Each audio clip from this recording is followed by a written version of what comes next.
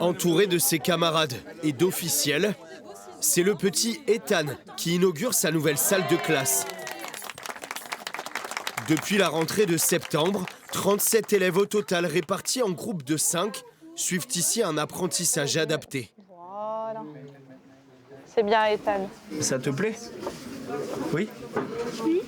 Jusque-là, du fait de plusieurs handicaps lourds, tous s'étaient éloignés de l'enseignement. Avec Enzo, l'institutrice utilise des codes couleurs. On est aujourd'hui mardi. C'est le jour bleu.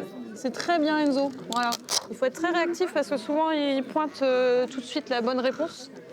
On constate qu'ils sont autonomes avec leur petit cahier que l'on propose. Ils savent par exemple reconnaître leur prénom, nous donner la date du jour, se repérer dans un calendrier, et ce qu'ils ne savaient pas faire en arrivant en septembre.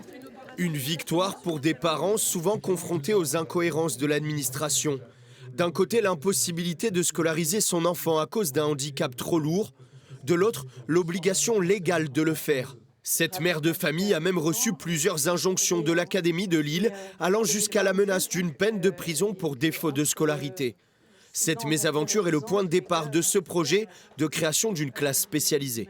Qu'on nous vante au niveau national et qui sur le principe est très beau, c'est-à-dire mettre tous les enfants, quel que soit leur handicap, en capacité de recevoir une scolarité adaptée. Et tout le problème vient de là, c'est que pour adapter la scolarité, il faut des moyens. Et pour le moment, en tout cas, l'État français est un peu... je vais essayer de ne pas être trop critique, et limité dans les moyens qui sont déployés pour scolariser ces enfants. Il a fallu 3 ans pour rassembler les moyens nécessaires à la création de cette classe, le poste d'enseignante créé par l'Éducation nationale et 180 000 € investis par l'ARS et l'association Les Papillons Blancs.